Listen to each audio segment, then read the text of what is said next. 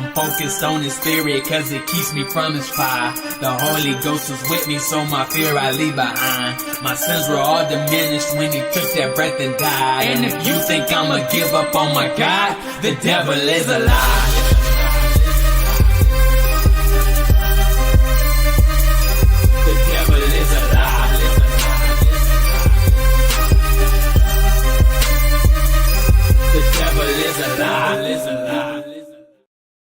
Hello, welcome to Black Tea News. I'm your host, Christina Barr, and today we're going to be talking about how Javier Milei decided to, I guess he couldn't quite get rid of state-owned media, so they're revamping it, and they're putting on things like Dragon Ball Z. I don't know if that was on there before, but also things like the Tuttle Twins.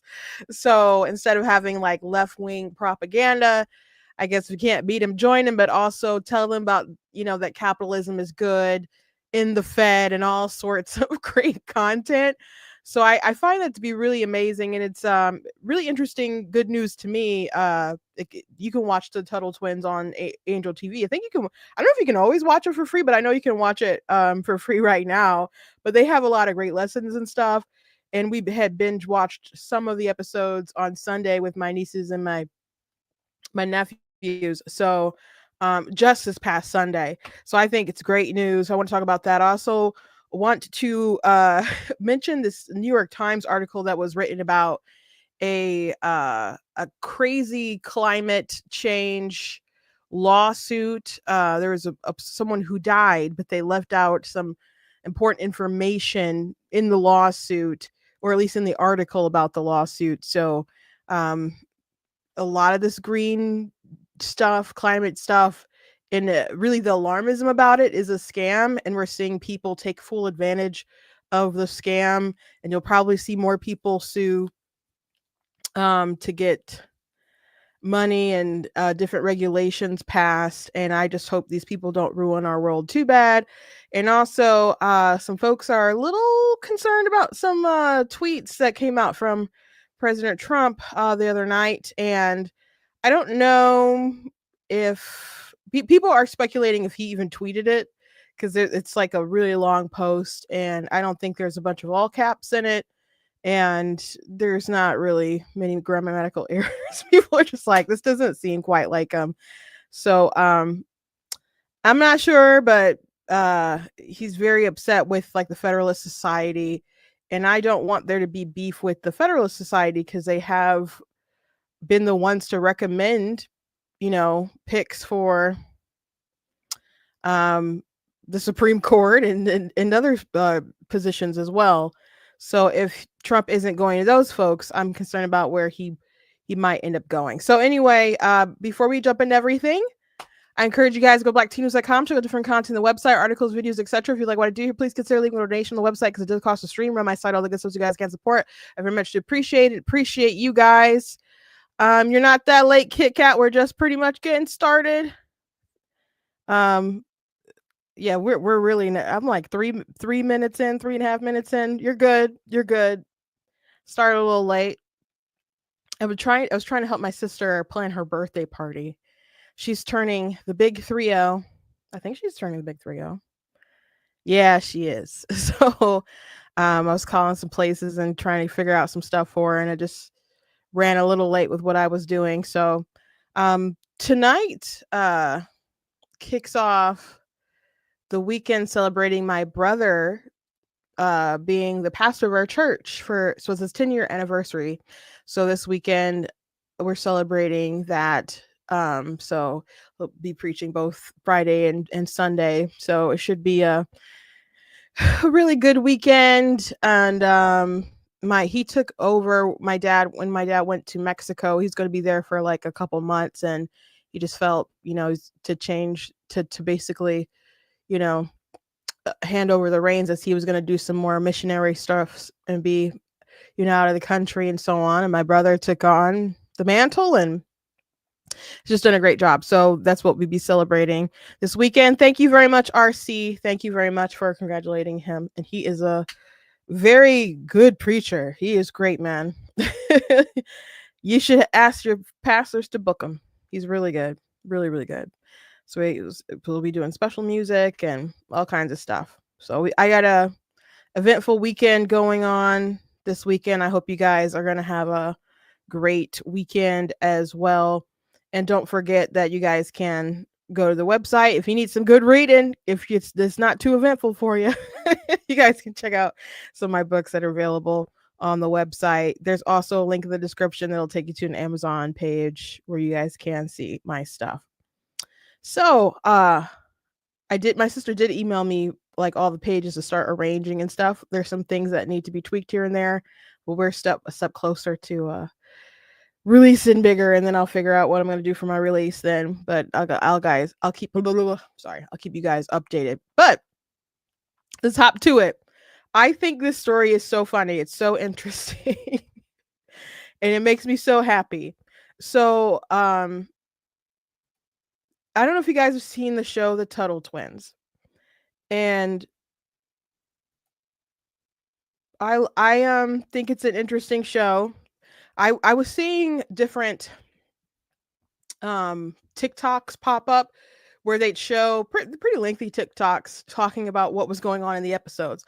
So the premise of the show is that there are these two twins and they have a grandma who can time travel, and she's some kind of scientist, and the grandma will, take them on adventures or whatever, and they'll learn about history, and they learn about the government and why it's bad, why capitalism is good.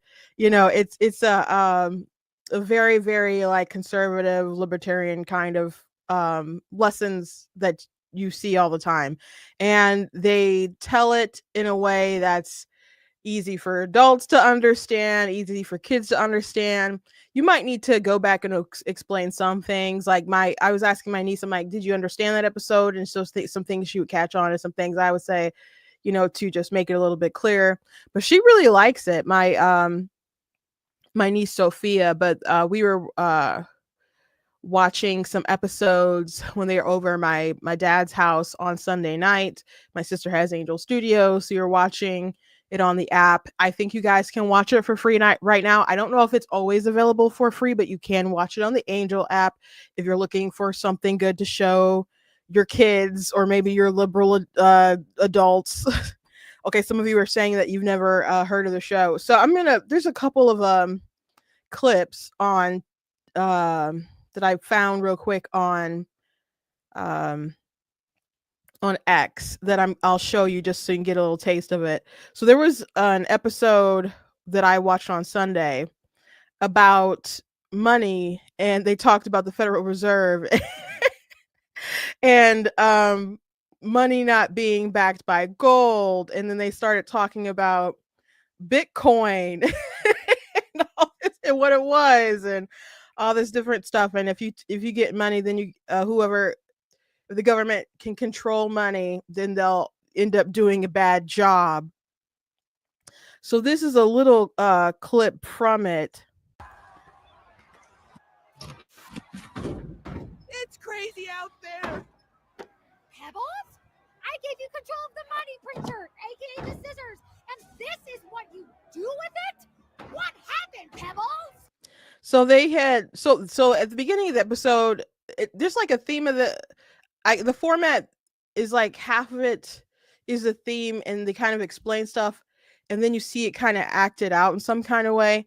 So I don't know how exactly they got transported into like this rock collection, but Pebbles was the rock who was like in charge, and the redhead is kind of like a villain of the story a lot.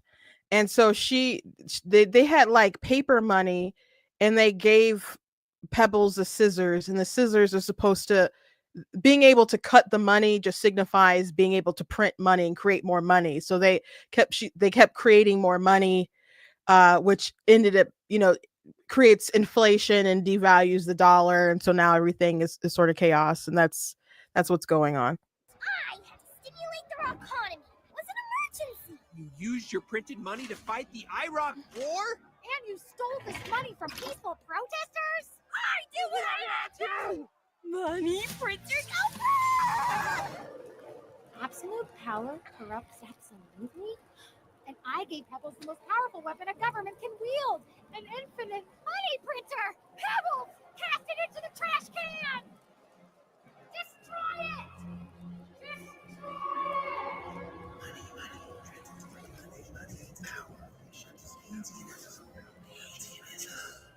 No. The control is mine. Yeah, so that was, oh, sorry. That's a snippet from that episode, and of course, like the cast it into the trash can. I understood that reference as being from Lord of the Rings. The little ones had never seen Lord of the Rings, but I understood that reference. Yeah, so they're they really went through a lot of stuff with explaining money and inflation and so on. Really broke it down. There was an episode they did on the fatherless epidemic, and Ben Carson might have actually voiced his character in it because it sounded really a lot like him, and I wouldn't be surprised if they were able to get him. But he explained the fatherless epidemic, the need, like they put him to sleep, and then they like traveled inside of his mind, and then he was just like explaining like his history and how there are father figures in his life, and if someone doesn't have a father figure, there's people in the community who can step up. And at the same time, when they were explaining this to the kids, there was also a bully who, just had a single mom raising him, and he didn't have a father figure, and he was acting out. So at the end of the episode, the twins asked their father to kind of step into his life and to help him out and stuff. But in the second half of the episode, they got transported to like a Neverland type of deal. But they weren't like the Lost Boys and Peter Pan. They were all like fathers who ran away and just ran away from their responsibilities. And then they had to explain to the Lost Boys, when they were like the lost dads, like the effects that they had on their children, and convinced them to like go home. And it was just, I'm like, oh my gosh, this is deep. Yeah, it's on the Angel Studios app.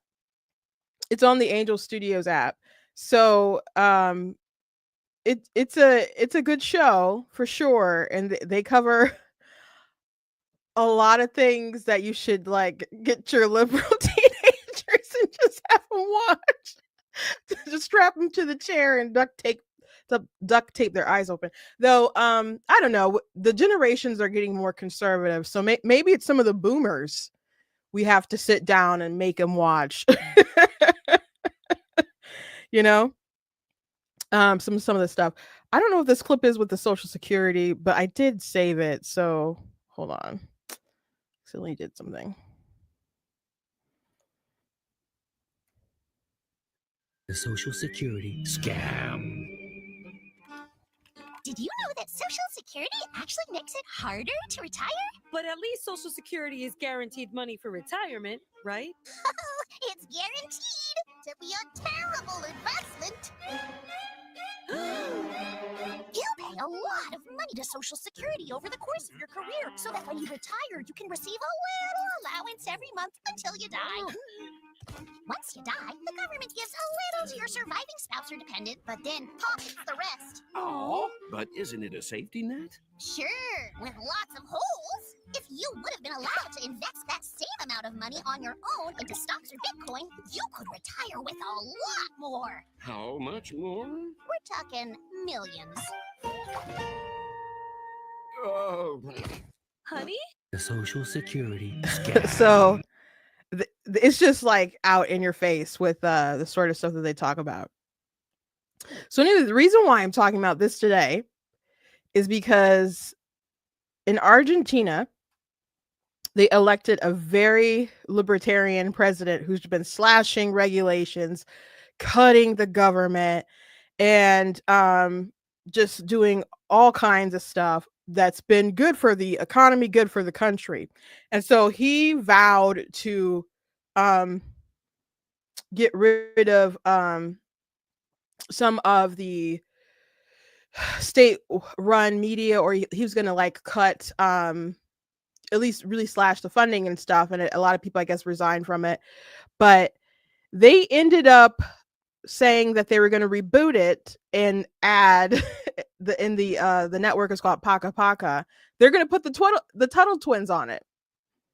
So if there's got to be the state-run media and they got to fund it, you might as well put on some good lessons that kids can learn about why big government is a bad thing, and why you need to exercise your liberty, and why the family structure is important, and why religious liberty is important, and to respect people's values, and all kinds of stuff. There's a lot of great lessons. I haven't watched all of them, so I'm not gonna vouch for all of them, but that's just, from what I've seen, it's good TV.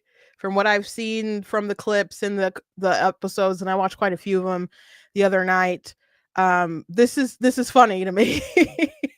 Like, okay, you guys want to pay for this stuff? You want the state to pay for this stuff?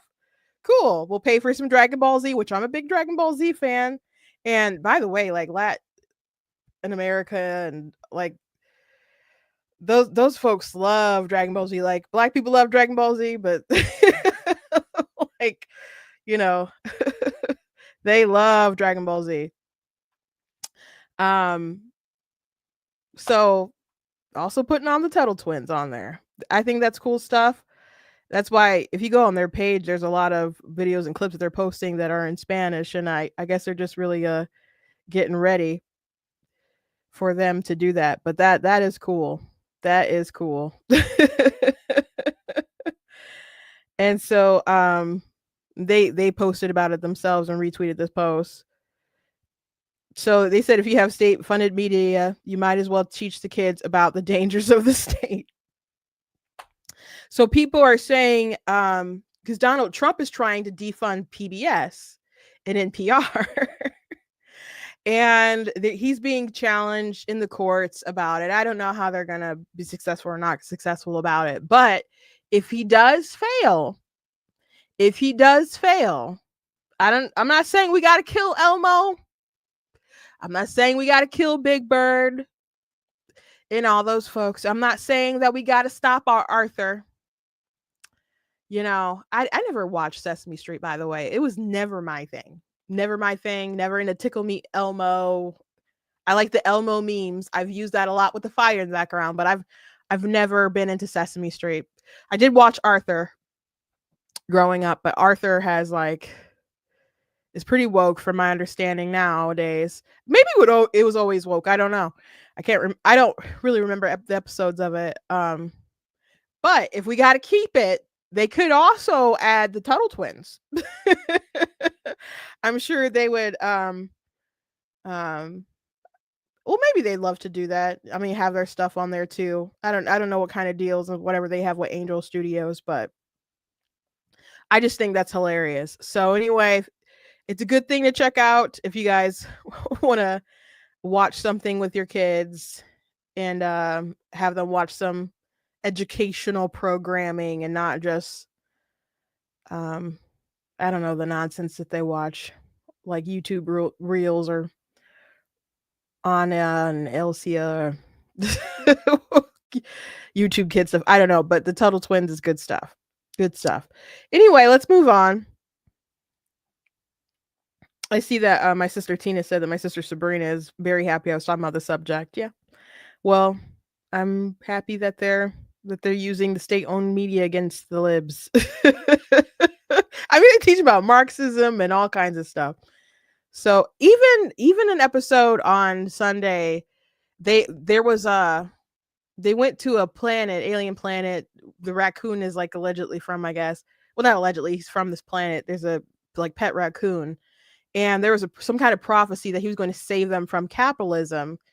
And the planet was just like in disarray.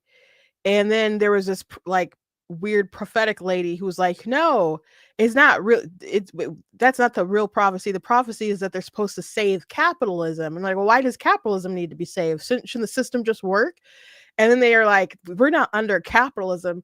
we're under cronyism. So they explain what cronyism was, and they explain why you need how different businesses will lobby politicians, and the politicians will favor businesses, and how you need to have, transparency, and the more transparency you have, the people can make better decisions about all that stuff goes. So that's the episode. Like, after that, I asked my niece, I'm like, did you explain it?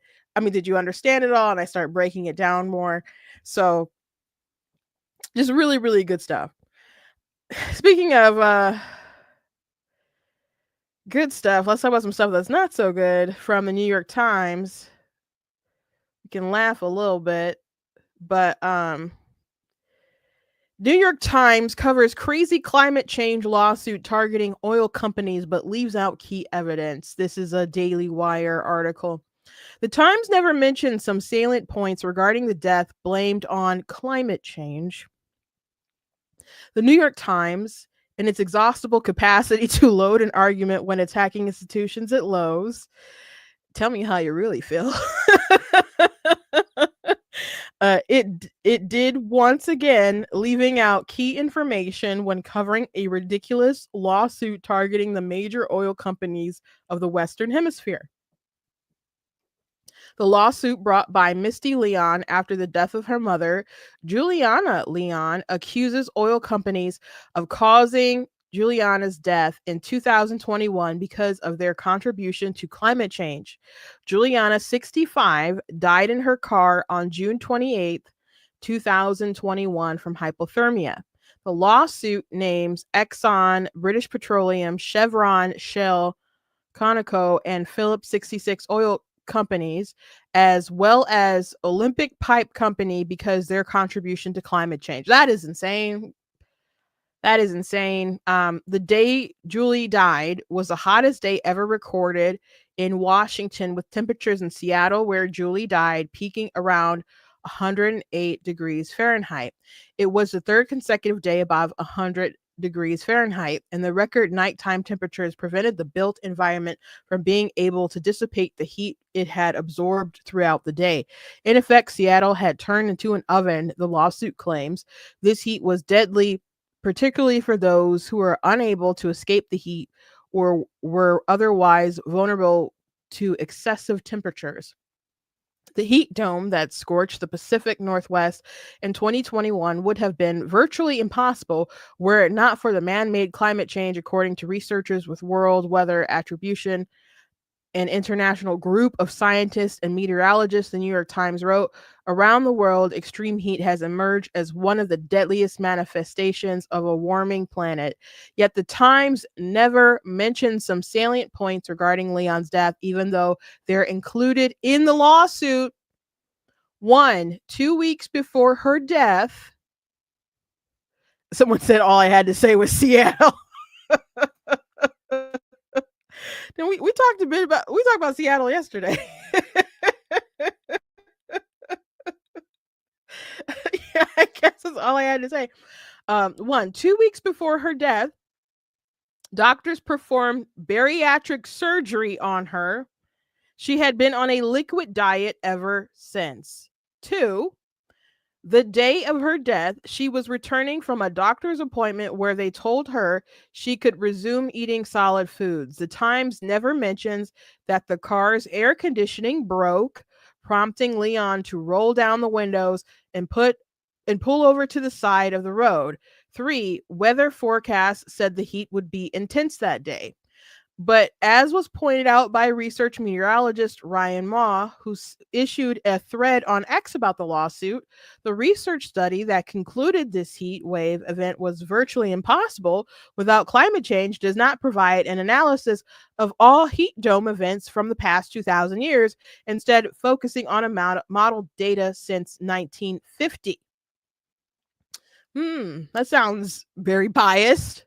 The research study that concluded this heat wave event was virtually impossible without climate change does not provide an analysis of all heat dome events from the past 2,000 years. Instead of, I just read that. Sorry, that was a tweet that was sectioned out. Additionally, a study from the Pacific Northwest heat wave between June 25th through the 30th, 2021, asserted several factors came together to produce this extreme event, a record-breaking mid-tropospheric ridge over the British Columbia in an optimal location, record-breaking mid-tropospheric temperatures, strong subsidence in the lower atmosphere, lower level easterly flow that produced downslope warming on regional terrain, and the removal of cooler marine air and approaching low level control that enhance the downslope flow, the occurrence at its time of maximum insolation, and the drier than normal soil moisture.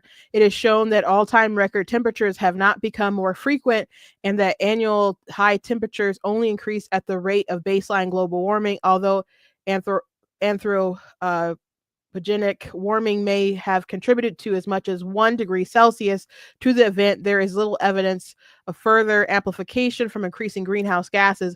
Weather forecasts were excellent for this event, with highly accurate predictions of the extreme temperatures, and otherwise everybody was warned how hot it was going to be.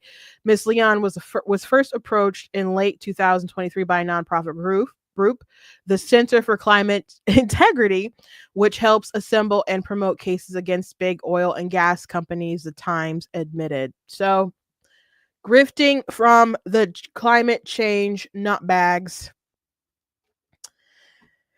Can you imagine what will happen if people keep pushing these lawsuits against these oil companies?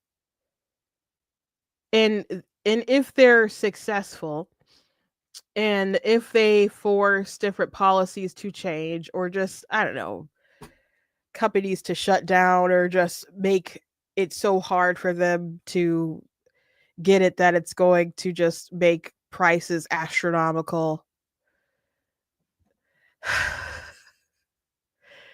It's like, if you have studies and you're only going back to 1950, it kind of sounds like you don't want to know the truth, because there's a lot of life that happened before 1950. There's plenty of people still living on this planet older than 1950.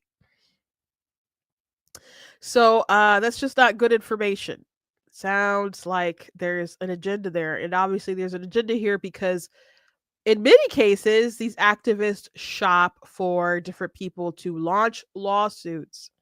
So, that is terrible that she lost her mother, who just went through that surgery. But she probably wasn't in tip-top shape, and unfortunately, there was a lot of contributing factors that ended up in that tragic death. But to turn around and make things so hard on the rest of America, and not just America, the world, because they're including a lot of different oil companies, that's just really, really annoying. I was gonna say enraging. I don't feel too enraged right now, but if the gas prices go back up to $5 or higher than that, that'll definitely be enraging. So anyway, it'd be different if like electric cars, there was just like other means that were affordable and available for people that really, really worked. But there's oil in everything. We use petroleum in so much stuff. It's ridiculous. It's ridiculous. Like, you're stocking, like, so much stuff. It's not just what you put in your car. It would just make life so much more difficult. Anyway, I saw this poll today. We talked about Pete Buttigieg for a while yesterday, and I said he keeps popping up, and he's going on, like, I don't know what his end game is, and I don't like it, and I really don't like him. But he just keeps going on shows, and he keeps talking, and I don't know what his political aspirations are, because he's in Michigan, where I'm at. I don't want him to be my governor. It doesn't look like he's going to run for that. I don't want him to be my senator, but it doesn't look like he's going to run for that. So I'm just really curious what he plans to do. But I'd be really annoyed if he ran for president. I don't think he could win. I would really hope he doesn't win. But I saw this poll today. New 2028 primary poll. Now, of course, this is very far from the future. So many things change from now to then. People emerge, they're in the media. Policies make people stars, or tragedies can make people stars, all kinds of different stuff. I don't know. But this is a poll right now. Buttigieg, 32%. And that's +4. AOC, 19%. Harris, 17%. That's so sad. That is so sad for her. Booker at 10%. Newsom at 7%. Shapiro at 5%. Whitmer at 4%. Warnock at 1%. That's madness to me.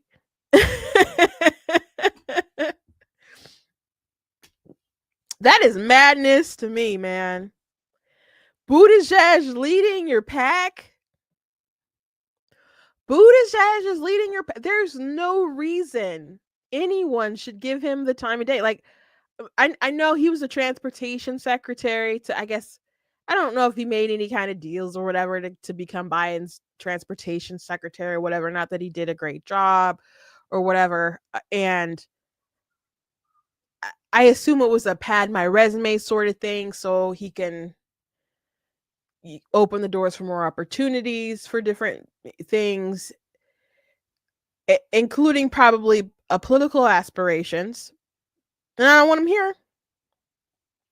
My sister said at least Whitmer's only at 4%.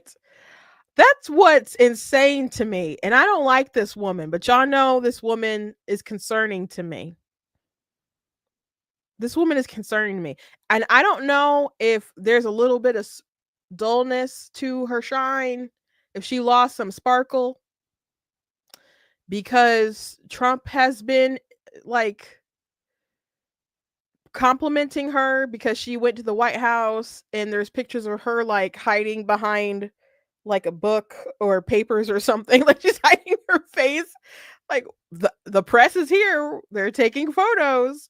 That doesn't make you invisible. That's not a cloak of invisibility. You're not a child who thinks that when you play a game of peekaboo that you like literally disappear. So I don't know what you're doing. But she's been saying that her relationship with Trump, like there's an open door of communication that really wasn't there in the first term. And that concerns me. Like, first of all, it's concerning because he was the president before, and you should just have an open communication with the White House, whether someone is in a different party or not. The governors should be able to reach out and get help or whatever. And I don't think the issue is probably on his side. I would assume it's on her side, and her and all her crazy little folks leading the state. So, and to me, like I know the early days of the Trump administration in the news, it seemed ultra crazy, and people were talking about Russia collusion, and then we went to them like the Muellergate stuff, and there was like scandal after scandal that was just pushed in the media so much when Trump was president first time around. But I feel like he was so much more, I don't know, milquetoast compared to like now. So the idea that they were just so crazy and aggressive and anti-Trump the first time around in his 4 years, I mean, he's doing he's just way more bold with some of the stuff that he's doing. I mean, it's good to do the things with the, women's sports and signing like those executive orders and getting rid of DEI, which the left, of course, hates. But the tariff thing is a huge thing.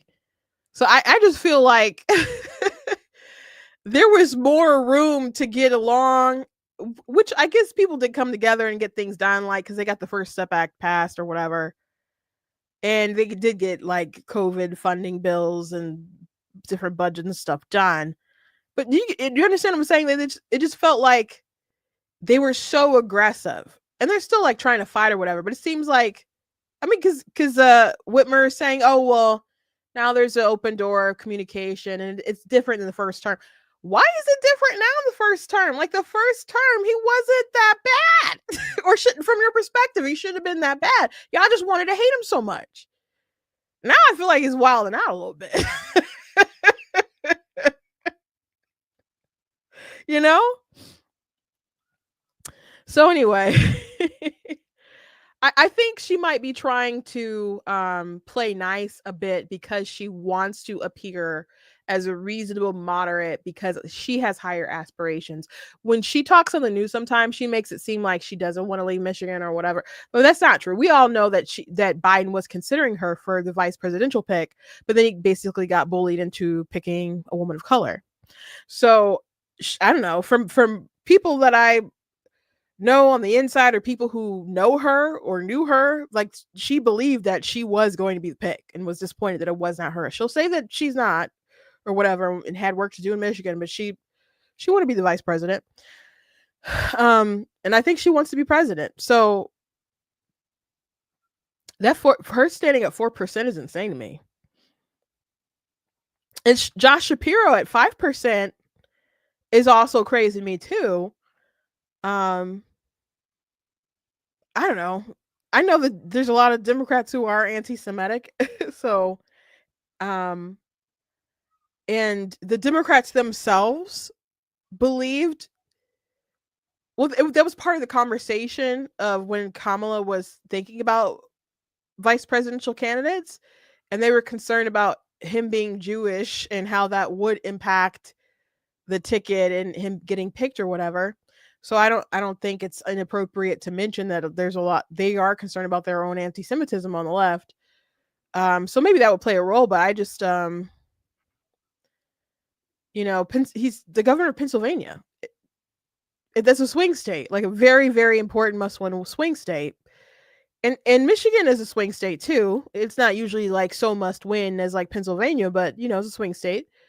I would just think that they'd be higher. I'm not terribly surprised that Newsom is at 7%. Newsom is doing his podcast, and I think he's trying to make it seem like he's reasonable and he's going to be the adult in the room. But the issue with Newsom, I hope, will be the same issue with Harris, that we can just look at their record and see how crazy they were.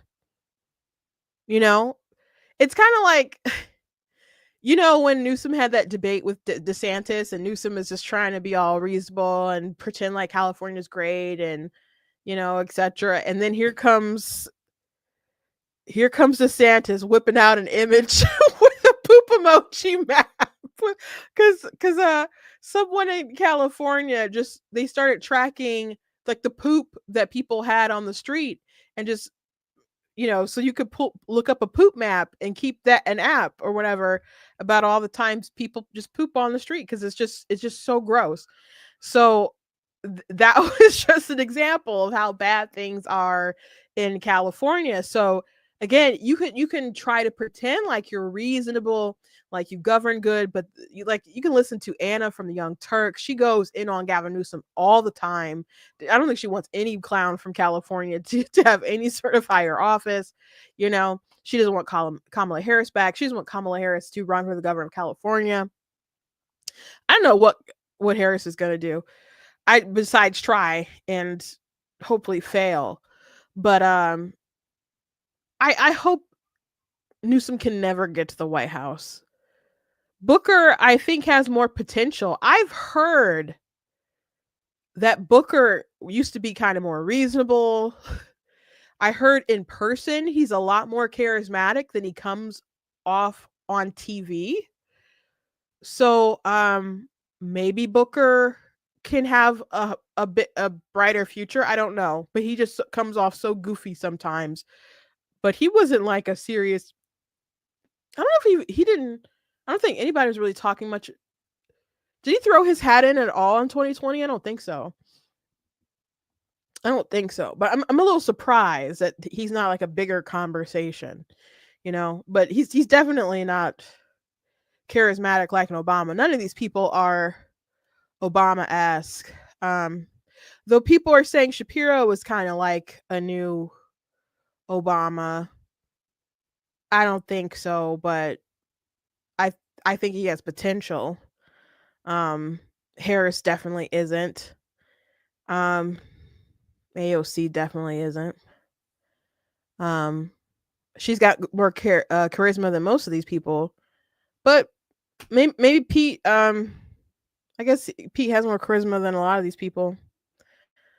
Warnock's at the bottom. Georgia's swing state. Shouldn't really be a swing state, but you know it is. Especially as more people move into like Atlanta and stuff. You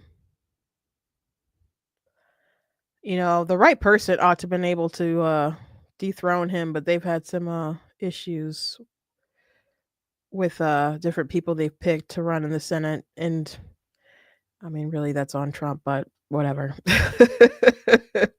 Some of his picks. So anyway, I thought that was an interesting poll.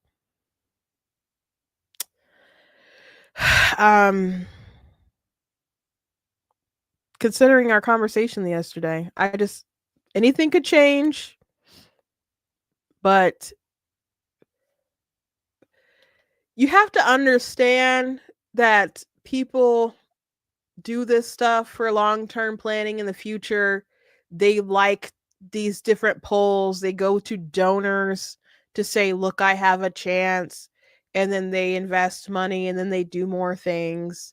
You know, even like we have a Mackinac conference every 2 years in Michigan, and it's a big fundraiser. And in 2015, I guess, we had all kinds of people who were running for president to come out on this little island.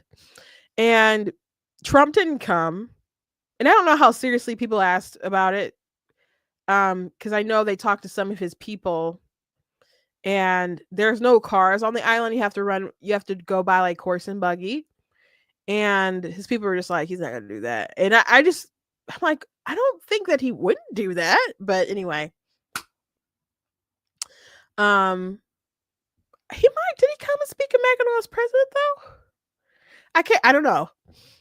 They've sent people, but I don't know if he ever has. But we had who's the former governor of Ohio? Is it John Kasich?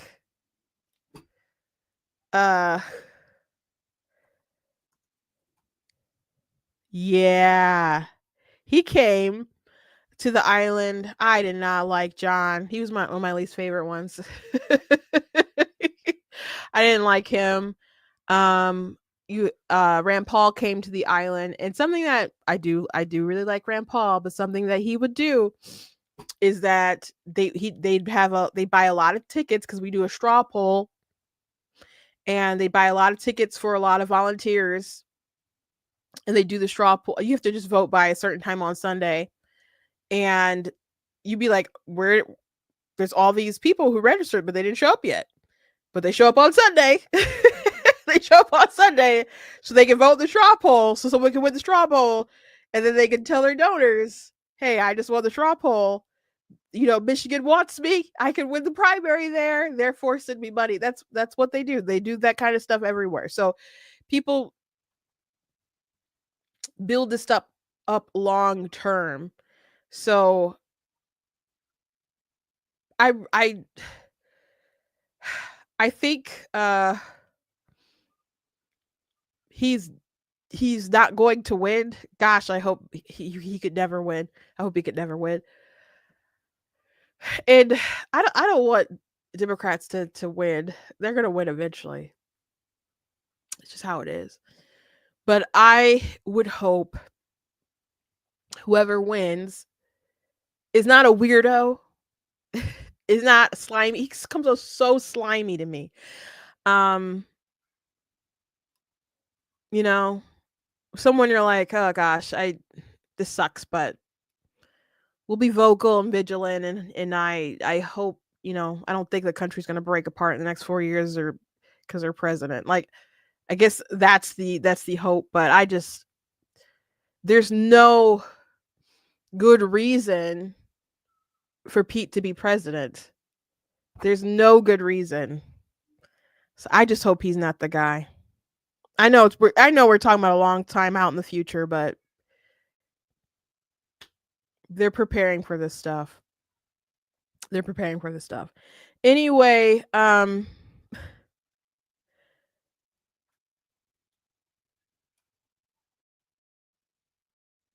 want to talk about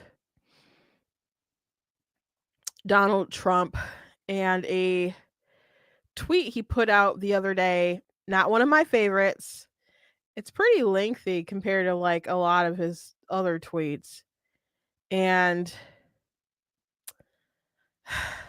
like, that's a lot of words. That is too tiny for me to read to you guys off of my screen, so I gotta like pull it up on my phone.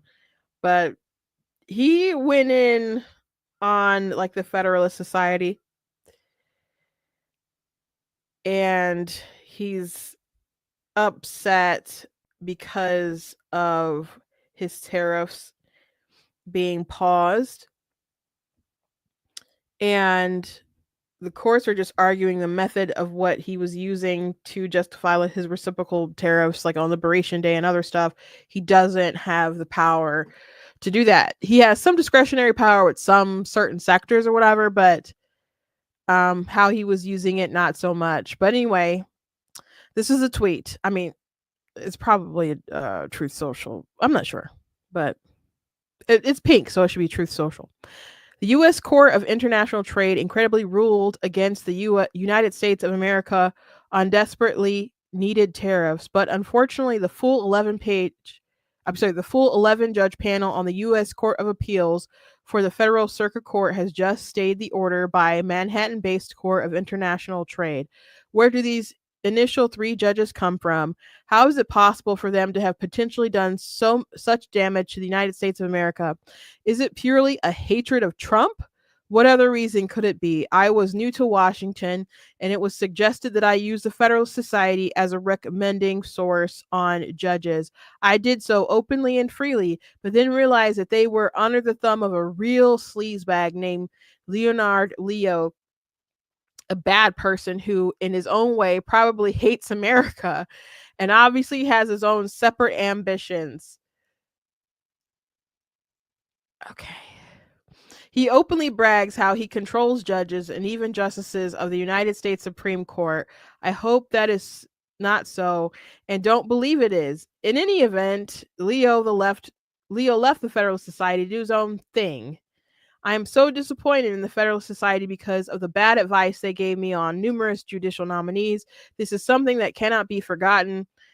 With all that being said, I am very proud of our many picks, but very disappointed in others. They always must do what's right for the country. In this case, it is only because of my successful use of tariffs that many trillions of dollars have already begun pouring into the USA from other countries, money that without these tariffs, we would not be able to get. It is the difference between having a rich, prosperous, and successful United States of America and quite the opposite. The ruling by the U.S. Court of International Trade is so wrong and so political. Hopefully, the Supreme Court will reverse this horrible, country-threatening decision quickly and decisively. Backroom hustlers must not be allowed to destroy our nation. The horrific decision stated that I would have to get the approval of Congress for these tariffs. In other words, hundreds of politicians would sit around D.C. for weeks and even months trying to come to a conclusion as to what to charge other countries that are treating us unfairly. If allowed to stand, this would completely destroy presidential power. The presidency would never be the same. This decision is being held all over the world with every country other than the United States of America. Radical left judges, together with some very bad people, are destroying America. Under this decision, trillions of dollars would be lost by our country, money that will make America great again. It would be the harshest financial ruling ever leveled on us as a sovereign nation. The president of the United States must be allowed to protect America against those that are doing it economic and financial harm. Thank you for your attention to this matter. Man, that's a lot. That's a long one. A lot of people don't think he wrote it. A lot of people don't think that he wrote it. I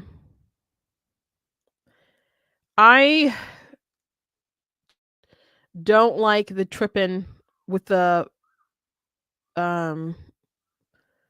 Federalist Society. And the Federalist Society gave us good judges that gave us some wins. They don't always go his way. For example, Donald Trump did the bump stock ban, and the court struck that down. So Trump, he doesn't really have much of an ideology. His ideology is, hey, I don't want America to get ripped off. And he's petty to the bone, but he's not, and he's like common sense, but you know, he doesn't have like a conservative worldview. He doesn't have a libertarian worldview or whatever. You know, he goes with what feels right. If there's a lot of backlash, he'll back off or readjust or whatever. A lot of the times, sometimes, you know, if it's something he's really passionate about, he really, really wants to stick to his guns, but we've seen, like, he's really, really trying to stick to his guns with his tariff stuff. But other times he's seen the news and he's backed off and made adjustments. So he doesn't really have an ideology. But people are pointing out, here's a tweet. Just as a reminder, the Federal Society judges delivered overturning Roe v. Wade after 50 years, though I'm glad it was overturned. I wish it went further. Like, I wish it addressed personhood, and I wish it just said the 14th Amendment recognizes that persons are like all living human beings. You know, I wish that were the case. But they didn't do that. They overturned racial preferences in affirmative action. That's true. An originalist restoration of the Second Amendment rights. Multiple landmark cases defending religious liberty. That's true, like the 303 creative case for one.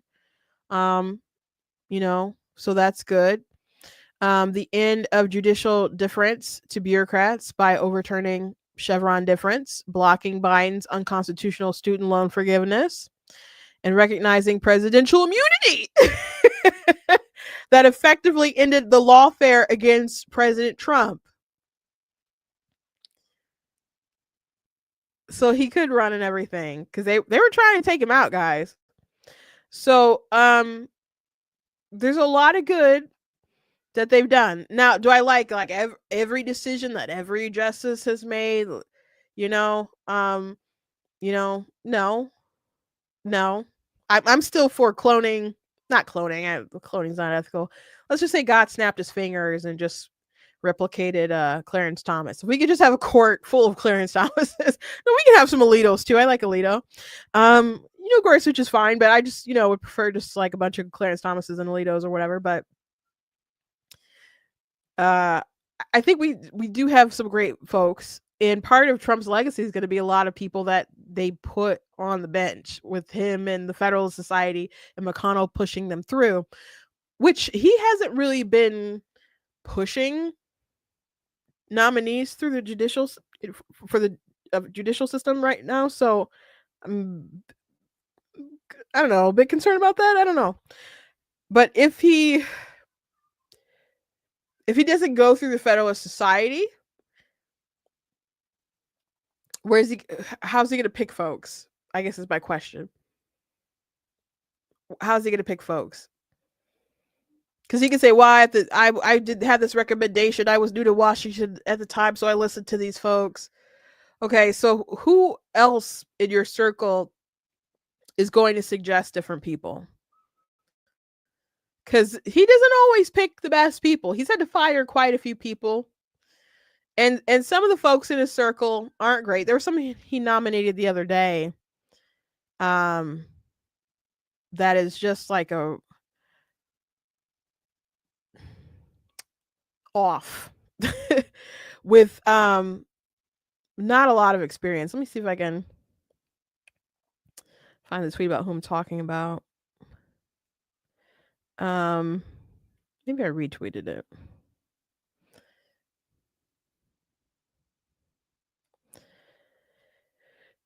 But he doesn't always pick the best people. I just wonder who's I know he's mad about these tariffs, but I wonder who's in his ear driving this particular conversation. I wonder who was with him when that post was made. Because there was a alarming lack of all caps, right? So I don't think he wrote it. It had, a lot of the same flow, but when you've been writing for someone for a while, like how they would speak in certain things. But it didn't seem like I just don't think he wrote the whole thing. I just don't think he wrote the whole thing. Trying to think of the name of the guy in the position that he nominated for someone the other day, and it was this kind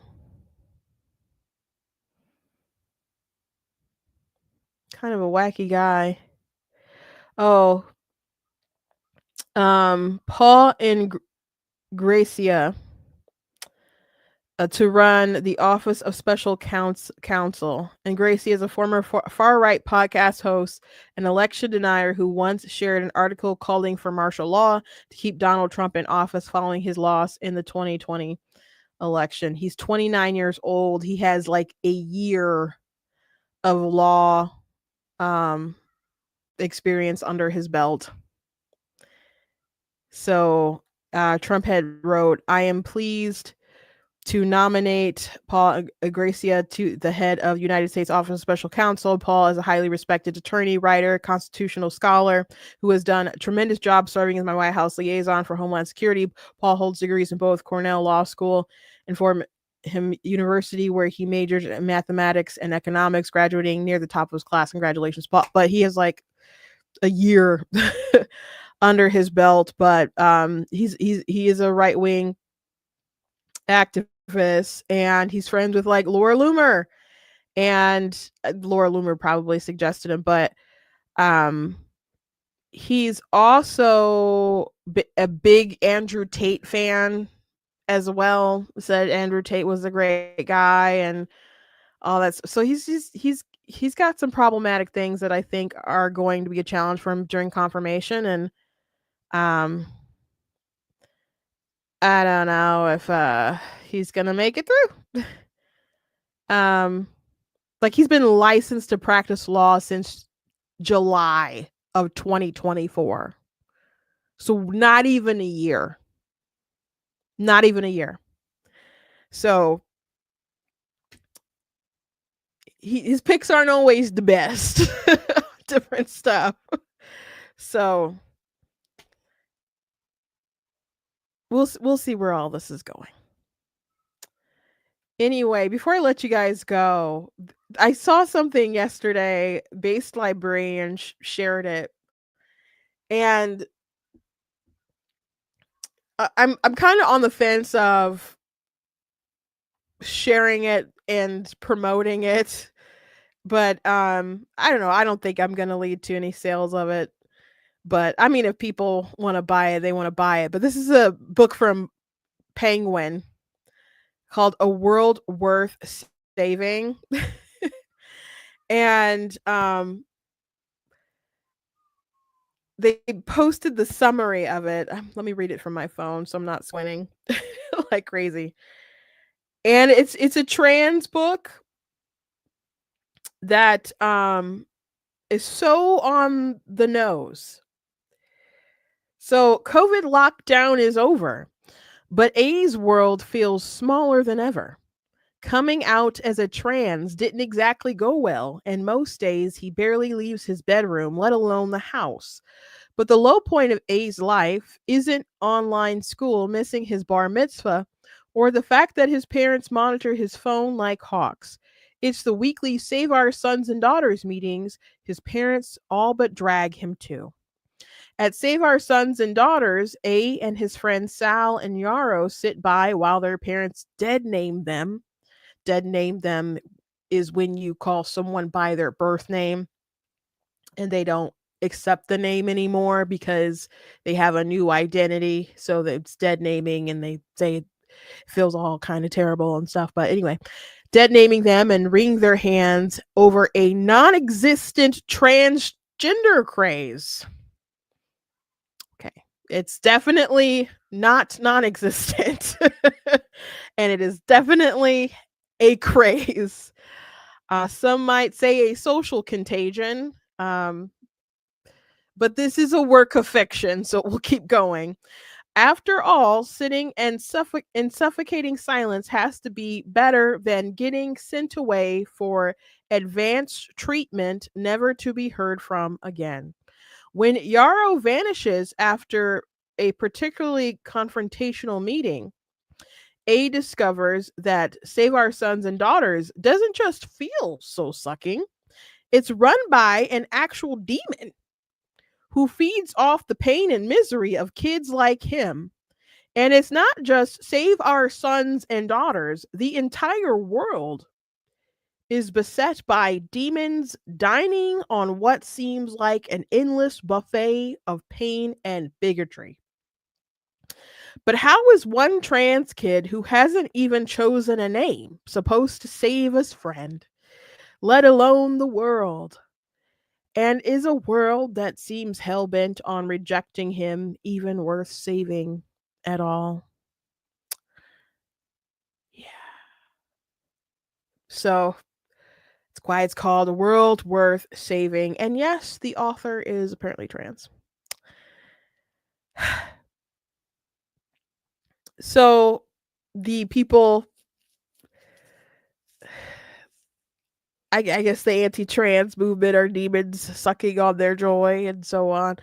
And it's just really sad because a lot of these people obviously are so unhappy with themselves, and that's why they go through the hormones and the surgery and all that stuff. And a lot of these people are just very confused. One of the saddest videos that I've seen, I've talked about it before, but there's these group of girls together in the park, and one of them gets on the microphone, and I don't know how many people are paying attention, but their other girlfriends are down, watching, and she's like, I just have an announcement, like, I'm a boy, and then her friends just like cheer, and the delusion is just so horrifying to me, and it's so sad to see these young women happy because they're denouncing their womanhood, you know?